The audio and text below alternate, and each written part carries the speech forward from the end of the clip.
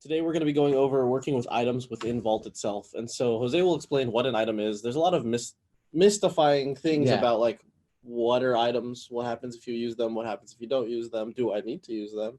And there's a couple of different things that I think Jose will explain. He has a lot of really weird analogies that I understand. Hopefully you guys do too. It's Um, yeah.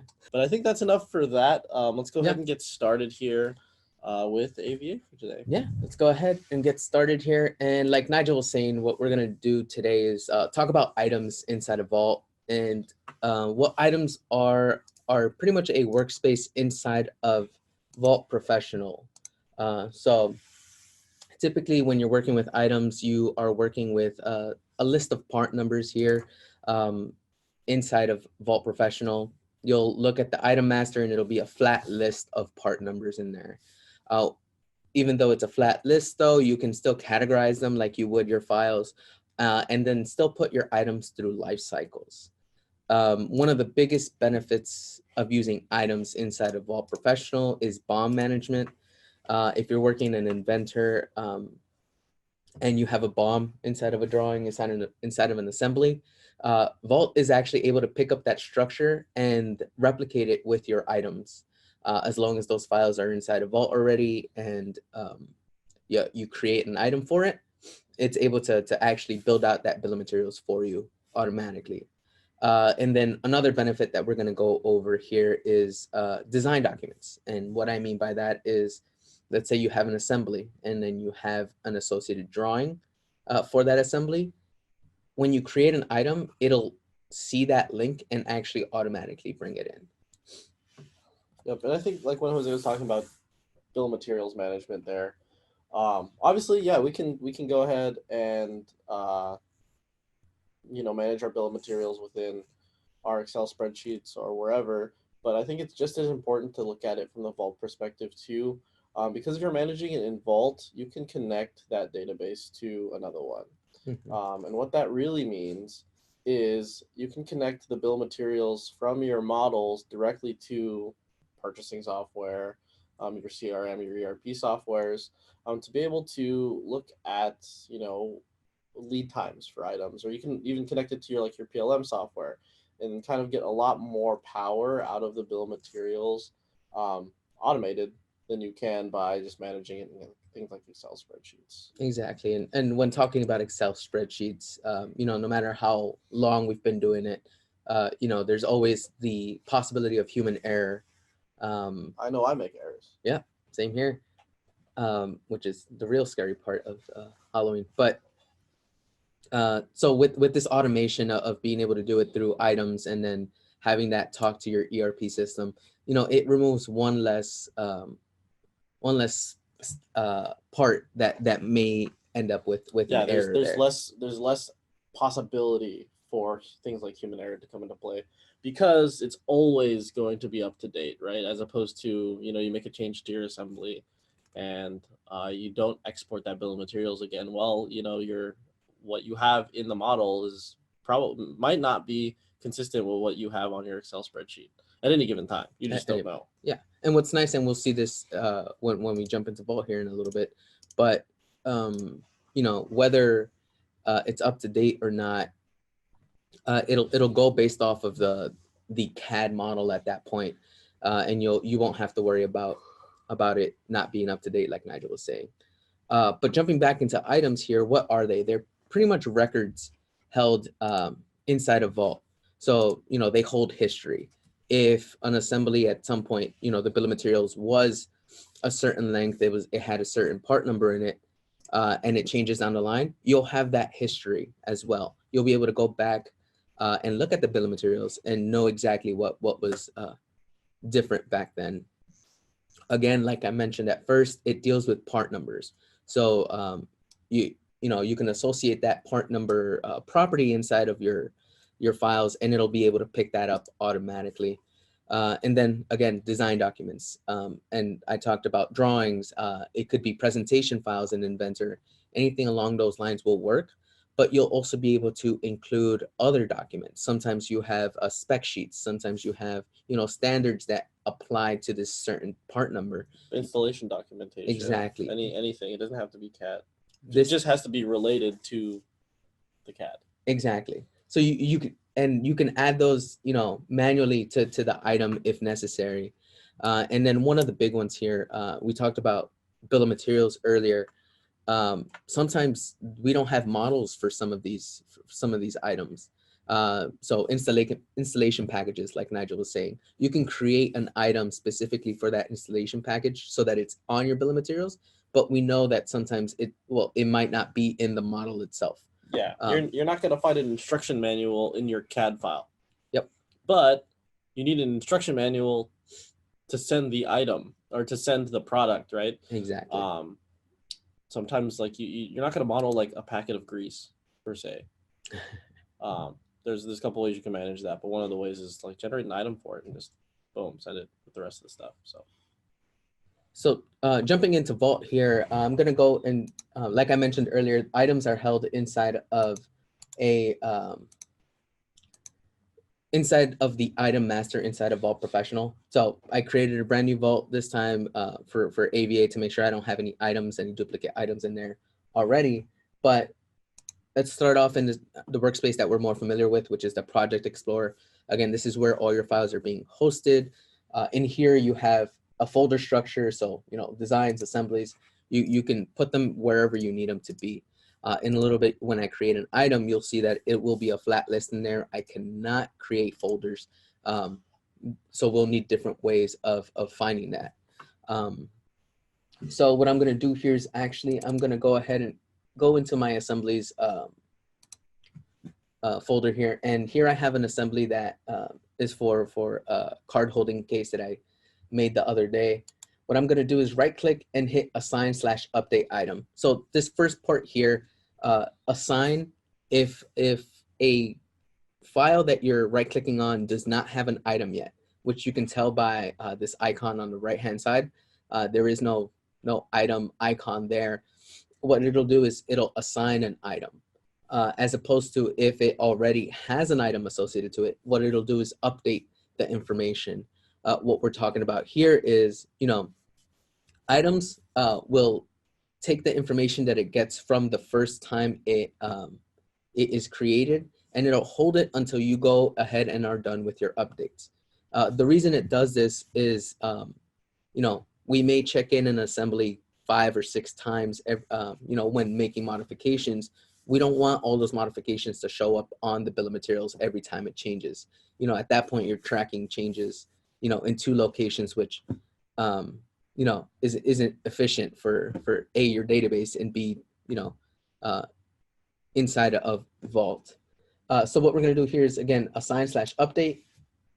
It goes through its process. What it's doing here is actually going through and finding all the necessary files and all the related ones.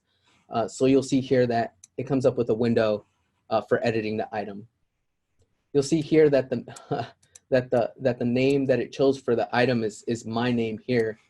And the reason that it did that is if we go down here under part number, I actually have my name.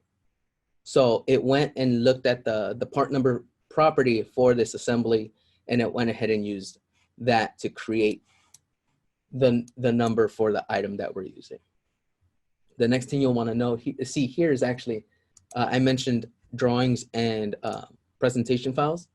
When I selected this assembly, it went and found all the related drawings, all the related presentation files, pretty much anything that it needs. And the question comes, does it grab all of them or just, one of them, the most recent one? It'll grab all the related drawings that you have. So if I had more IDWs or DWGs, it would grab those as well. Yeah, you can think of the item as like a container for everything that assembly is related to,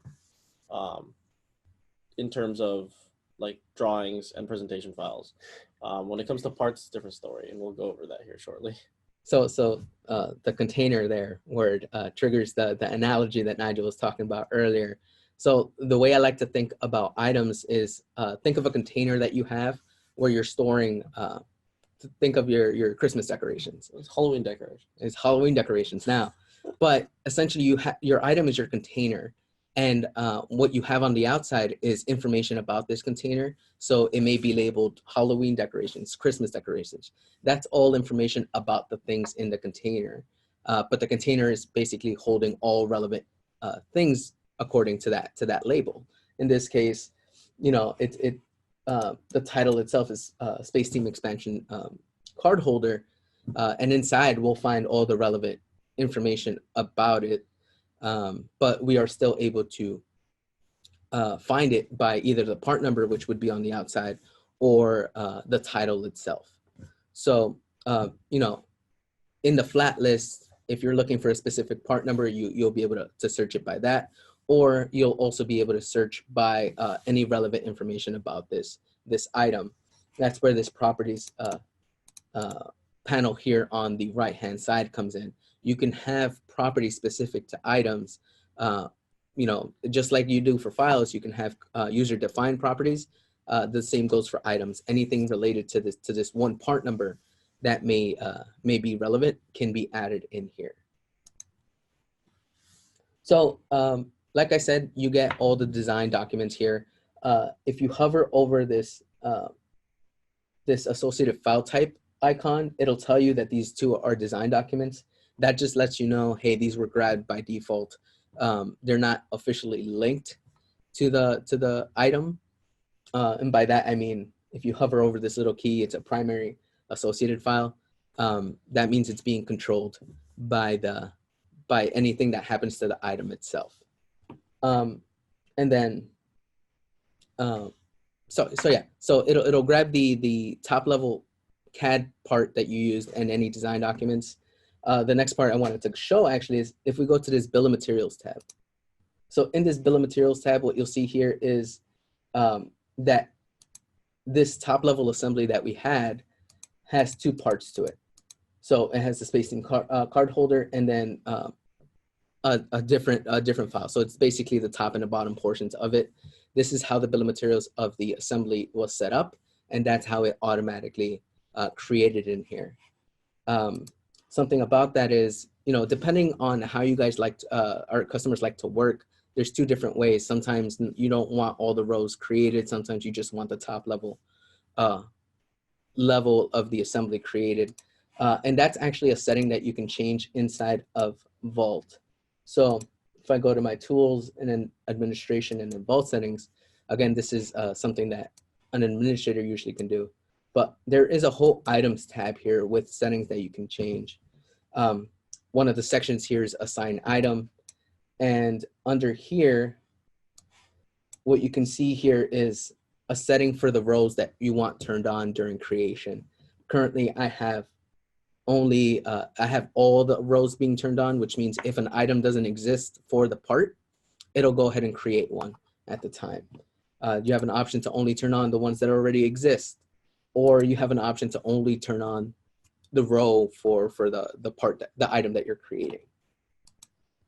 And then under grouping as well, if you have certain groups in your bill of materials that you have, you know, whether it be for sub-assemblies or things that it may be like an installation package, and they're grouped a certain way inside of your CAD tool, you can set it up so that Vault automatically uses that grouping as well. But actually, I was going to go ahead and turn that off. So I'm going to go back in here, and then we'll see that if I have none turned on and do the same action, when it goes ahead and creates the item, again, it still grabbed the design documents that we're talking about, but in the bill of materials tab, we have none of the rows turned on. So it knows that they're there. It knows that these parts exist and they have a relationship to this assembly, but automatically they're not turned on. If I wanted to pick and choose, I could actually right click on a row, turn it on, and that just means that it'll create an item for it as well. So you may have noticed earlier when I went to close it, it's like, hey, do you want to save your changes? Until I hit yes or until I hit save, it doesn't create these items. I can go back in here, you'll see that my list is still empty. Once I hit save,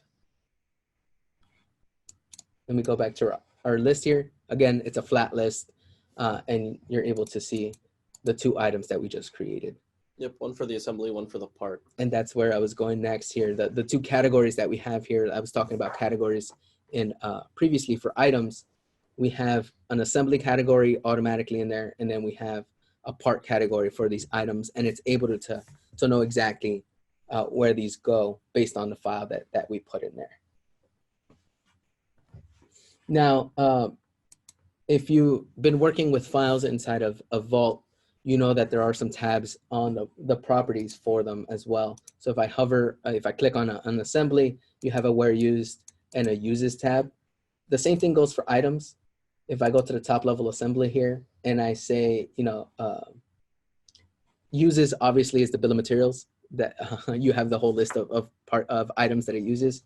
But under where used, in this case, it'll be empty for the assembly. But if I go to the part, you'll see that it lists out the same relationships that it would with the files. So this is a nice way to keep track of these. Again, you're not losing any functionality that you would have in the files. So it's a nice feature there. Going back to the history that I was talking about, it's able to hold history. And by this, I mean, if we go to open this item, it shows you the different versions of the files when they were created at that point. So in this case, when I created the item from this assembly, it was at version 2. We can confirm that by going to the assembly itself. And we'll see that we only have 2 versions here. What I'm going to do now is actually modify this file. I'm going to send it to version 3. Not version 3. Let's do description.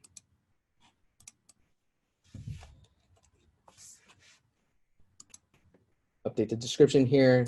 It went ahead and updated not only the file properties here, but because description is something that is associated to the item, it went ahead and updated the item property as well. So now we have a 3rd version in here. If we go back to our item, again, we don't want it to every time something changes to update the item itself. It leaves that up to you. That way you can make as many modifications as you want and only capture the progress of the item as you move forward. So this doesn't change until I either right click and hit update, which we talked about was a function that we can do from the file as well. So if we right click on the assembly and hit update or assign /update, what it'll do is again, make sure that it's grabbing all the necessary files, and you'll see that this time my assembly will be on version 3. So now if I go there, now I can go back and forth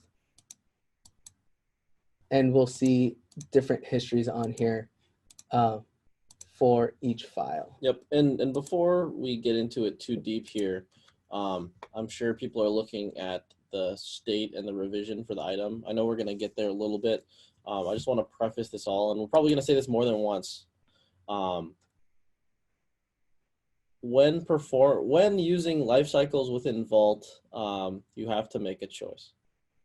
You don't have to, but preferably. It is highly, highly, highly, highly recommended. Literally, if you're working with us, you have to make a choice between going with file-based life cycles and item-based life cycles. Yep.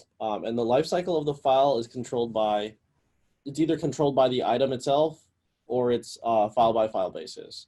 If you try to do both, it will blow up in your face. Yeah, it gets very hairy. Yeah, with the security, it starts really getting confused because one life cycle will say it's supposed to be unlocked, one will say it's supposed to be locked. You won't be able to do certain things, and you're gonna have to untangle a big mess. So we'll get into life cycles here pretty shortly. And some of you may be thinking I'm already using file life cycles, you know, you can change. What's the jump to go to item life cycles? Well, it's pretty simple. The life cycles that you're currently using on your files can actually just be applied to items. So you don't have to change any of those states. It's still going to be a little bit of work, you know, removing those permissions from the files so that items can control it completely. But it's definitely something that can be done and has been done for some of our customers here. But you know, on that note, like Nigel was saying, going back to life cycles, I'm gonna go ahead and do a get here, just so we can show the icon. But under the life cycles that we have, if we have a life cycle for our item, which conveniently is called item release process, there is an option in here under security or control, actually. Nope, I was right, security. Under these options, you may have seen this before, but security for associated files of items. Basically, you want to go ahead and have this turned on if you're working with items, because this way, any permissions that happen to the items, so, you know, in a release process, at the very end, when you have something in released, you want to make sure that nobody can edit it at that point, unless, you know, they send it back into work in progress. Yep. So essentially what that's doing is it's propagating the release of the item down to the files. Exactly. So now, if I go to the item master and then change this state here into released,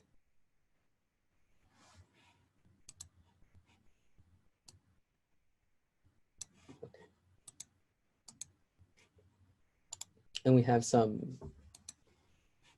So it's got two screens going right now. I do. So I'm just going to go ahead and set a file to released here. And then I'm also going to set the top level to released. Yep, and you have to do it in that order. Yeah. Sometimes. So what was going on there is I try to release the top level assembly, but it's like, hey, one of the children isn't released. And that's, again, a setting in life cycles that you can have it check to make sure, hey, if I'm releasing this top level assembly, is everything below it released? If it's not, it'll yell at you like it did me. But as you can see, this file itself has no life cycles associated to it, but it is actually locked to us. Same thing with its child, which is the part and the design documents that we associated in there. So, you know, everything in that container, anything in those items is being controlled now by the life cycles. And typically that's what you want to happen. And to go back to what Nigel was saying, if you had life cycles on the files themselves, you know, a user may see, oh, this one is in work in progress. And then all of a sudden they see a lock, or they're trying to check it out and it's not letting them, kind of situation. Well, you have conflicting permissions there. The item is saying this is locked. The file lifecycle is saying, hey, you can work on it. Yep, and you'll run into a lot of issues if that's the case. So yeah, generally, if you're starting to work with life cycles in Vault or haven't started yet, you want to make that decision. Do I ever want to use items? Do I ever foresee myself using items? If so, start using items. Mm-hmm. If not, go ahead and just use the file-based life cycles. If you ever want to move, depending on how many how many files you have with life cycle states, we'll determine how much effort it takes to switch it over. Yeah. And you know, the earlier that decision is made, so you know, maybe right off the bat you're like, no, we'll be fine with file life cycles.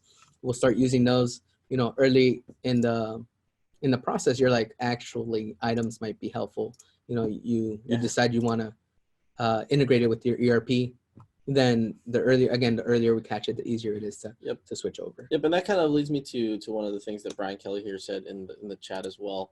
And Brian's saying that he assumes that items are the means to link to the actual external system, meaning like, or items the thing you link to the system. Well, items are just a container for the information.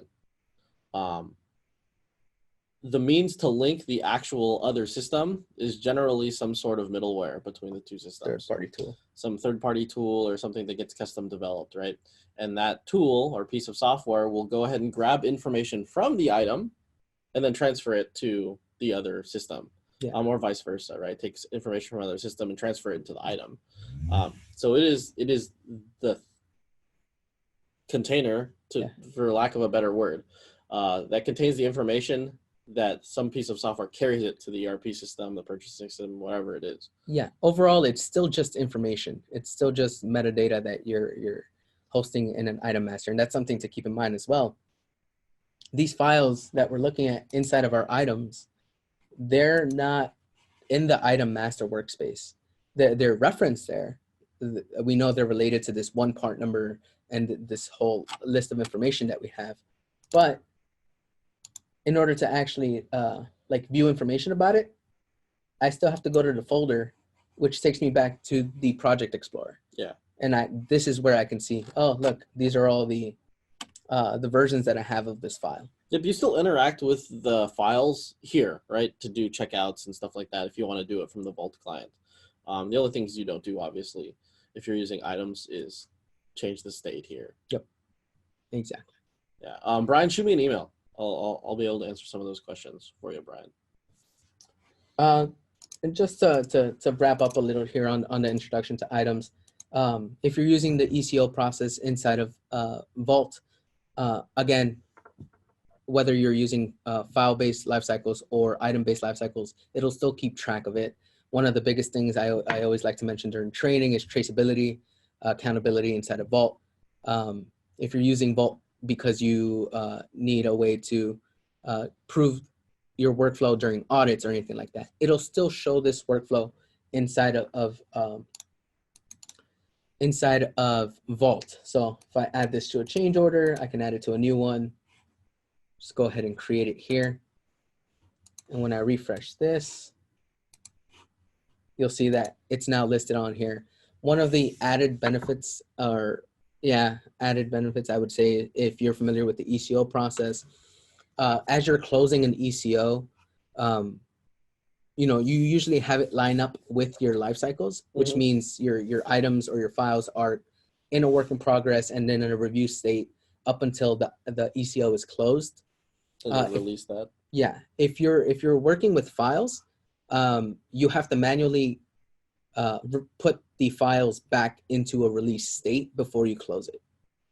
That's just something that with the file-based lifecycle. Yeah, that you have to incorporate into your ECO process documentation or procedure. If you're using file-based lifecycles, with items though, what's really nice is when you do that transition from approved to close, it actually pops up a window saying, hey, these are the items that were associated to this ECO. Do you want to change their lifecycle state? And it kind of gives you a reminder. You can still cancel past it and close the ECO without close releasing. the ECO without releasing, but it at least gives you a little reminder there. Yeah, really, really important. So like you can look at items as I guess a more flexible way of controlling the data within Vault, as opposed to just regular file-based lifecycle control. File-based lifecycle control does exactly what it is intended to do, right? Is control the actual states of the files as they're sitting in Vault. But it pretty much stops there. Once you want to start, making that data more powerful, right? You have all of that data. You want to make it more powerful, whether that's through using it in another system or just having more flexibility with like things like the ECO process. You want to start looking at what items can do. Super, super powerful. And there's a lot of like mystery behind items. If hopefully today kind of demystified some of that for you, but if you have further questions or want to know how items will affect your current environment, if you're using file-based lifecycles or things along those lines, please don't hesitate to call us because, we've done that countless times, I think. Yeah. And I mean, a lot of the times, this is something we go over during our Vault professional implementations. A lot of times we have the discussion, it's a big roundtable. How do we want to work? How are we working right now? Is it how we want to work kind of situation? And we just try to find the best workflow for you. And there's a lot of ways to leverage items inside of Vault Professional. Or outside of Vault, which I think is the even crazier part of it. Not crazier, but more powerful part of it, per se. And coming here, again, just reiterating the BOM management inside, it mirrors the BOM structure in there. You can, and I can show that real quick here. If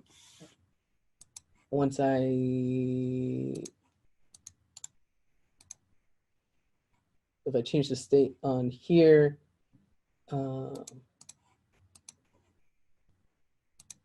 this one open somewhere? It's not. I'm gonna go to this change order here, or you know what? I'm gonna do it this way. I'm gonna create a brand new item here, and we're gonna make it an assembly. So let's say we want to make an installation kit. You'll see that I have a numbering scheme already set up here.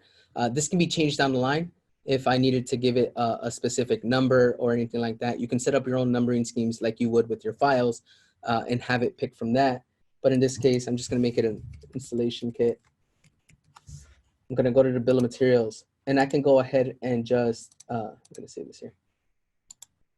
I'm going to add a row from a new item, and this would be, let's say, a part. And then we can give it a title here, or I can go ahead and just edit this this part in here as well, and just basically manually create, you know, that installation kit, whether it be that installation manual, that bag of oil, that packet of oil, pretty much anything you need that may not have an actual CAD file associated to it, you can manually create that structure. Yeah, like warranty sheets or whatever, right? Those don't have CAD documentations tied to them. I have a PDF, which I guess you could make the item here too, and then just attach that to the assembly itself. Exactly. So with that, I think we can move on to our upcoming data management series that's coming up. It's going to be 3 parts here, and I think Nigel will have a little bit more information on that. Yeah, so we're doing a data management series coming up here in a couple of weeks. And essentially what this is it's a 3-part series kind of going over developing a data management plan for your organization. Whether you're starting from scratch or you're trying to improve the existing data management strategy for your organization. We've kind of split that process up into 3 components. One is like the people, so the people who are part of that data management process. 2, the data itself, and then 3 is the actual process. So you know, kind of standardizing on how you and your organization manage the data. And part of that is like lifecycle control, like what we showed today. The person who will be presenting all of those is actually 2 people. It's our good friend from Autodesk, Mark Sauro. He's from Montreal, works on the product marketing team. He is he's like an AE at Autodesk who helps support the marketing team over there, and myself. So I will be doing all of these with Mark in the next couple of weeks. So I get a, you know, hopefully I get a, you know, dust off some of my demo skills for a couple of you guys here in the next couple of weeks. So definitely mark these on your calendars. We do have a couple of weeks in the middle there that kind of get lost in translation because of holidays. Obviously, we're not going to do an AVA on Thanksgiving. As much as, you know, I wish we could hang out with all of you for Thanksgiving. I'd rather be eating food. So definitely keep an eye out for these sessions that are coming up. Really powerful stuff. I've built most of the PowerPoints already, going through some of the demonstrations, and really excited to show you guys what we've got and help you guys improve your processes. Again, Jose, thanks again for being here today. Everyone who joined us today, thanks for joining us for AVA.